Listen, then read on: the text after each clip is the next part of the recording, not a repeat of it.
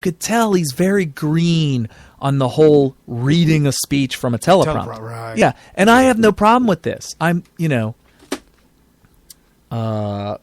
Brian's showing me a picture here. CNN, Trump's America First has ugly echoes from U.S. history showing Nazis marching. Oh, great. Thank you, CNN. Thank you.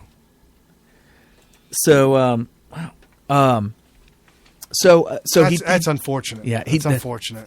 Taking me off track. All right, his speech.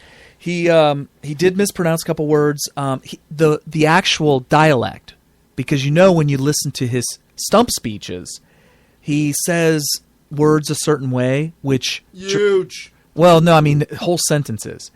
The way he says them violate a whole bunch of grammatical principles. Correct. So it makes you wonder, how's this going to work with a speechwriter and how he's going to deliver it? Well, here's what I noticed. They did.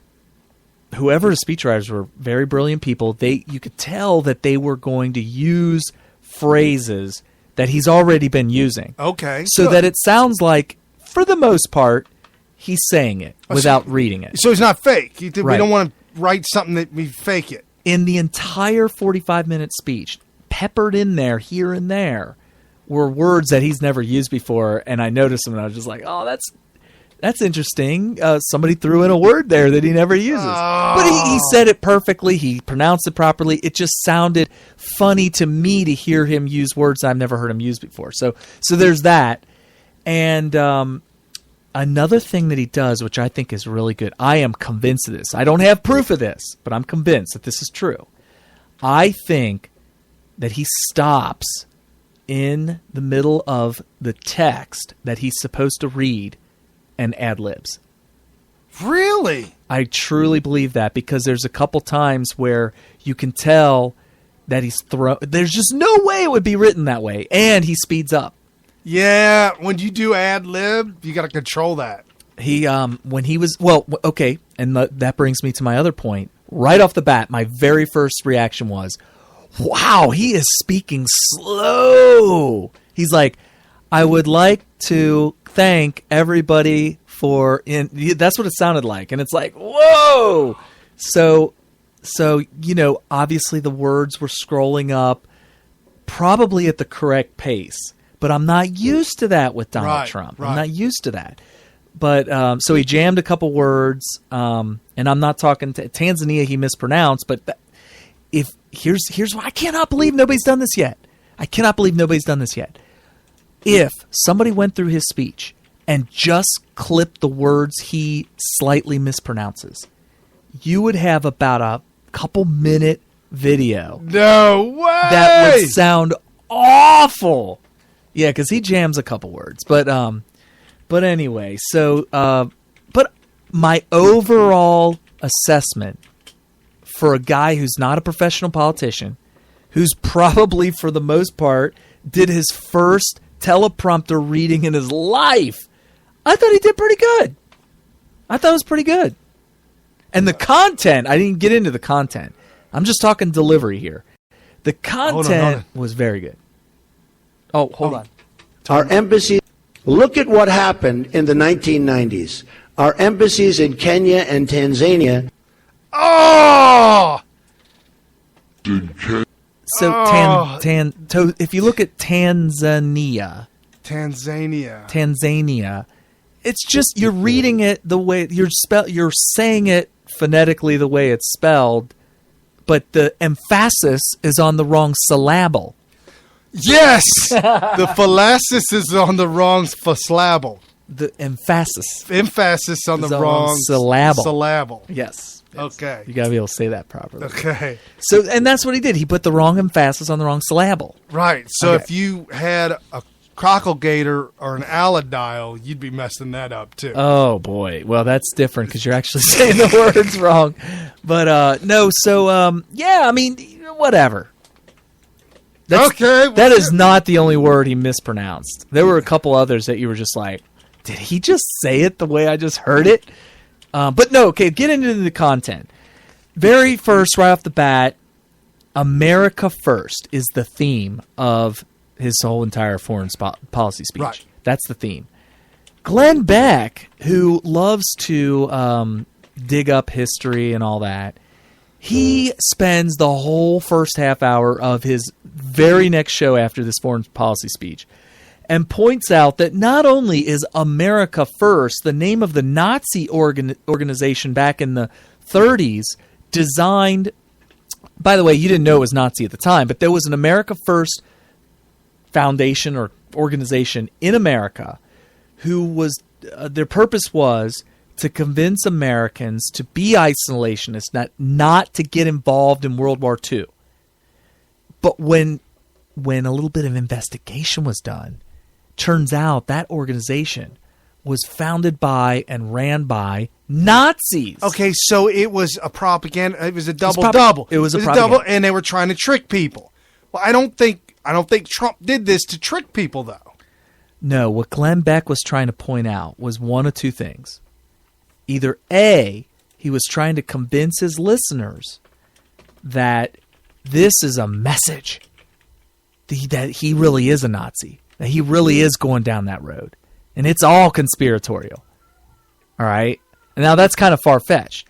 The other thing that he truly believes, now he's going to hammer this home, is that how stupid must the Trump campaign be to not do a simple Google search on what America First really means, that it's all about a Nazi organization back in World War II that was convincing Americans of the propaganda of staying out of the war, and that by going down this road it sends a bad message. Founding fathers said America First was the first American. Well, there you go. Well, I'm not going to be held. Yeah, that was bad. We'll get to that in a second. By the way, there's a video of that. I know, I've got it. Okay, well, I'll tell you. We won't play it because there's no reason for it. People listening right now are like, what are they talking about? Okay. We're talking about Beck falling off the side of the earth. Right. So, so here's my point. This is why Trump's winning. The whole thing about the PC police is censoring words. If you can't say the phrase, the two-word phrase, America First, because of something that the Nazis did 70, 80, almost 90 years ago, then you know what? I don't want nothing to do with you. I don't want nothing to do with you. That's insane. Now that you think about that, that is pure and utter insanity because... It's PC police. They're trying to censor words. Yeah, because you're telling me that I can never, ever say America First. Oh, that's a trigger. Or not a trigger, a dog whistle. Dog whistle. So if I say America First... You must be a Nazi. Oh, that's what Glenn's trying to tell everybody. And he went far with this analogy. He went really far. He took it all the way. He was like, and this is why you got to be careful who you elect, because you may end up with somebody that might end up being Adolf Hitler. Oh, that's his whole thing. That's his whole thing. And I'm just like, I am done being told what to think. And you know what? Trump is too. Do you think Trump for 1 second thought that, whoa, America First, we better vet this?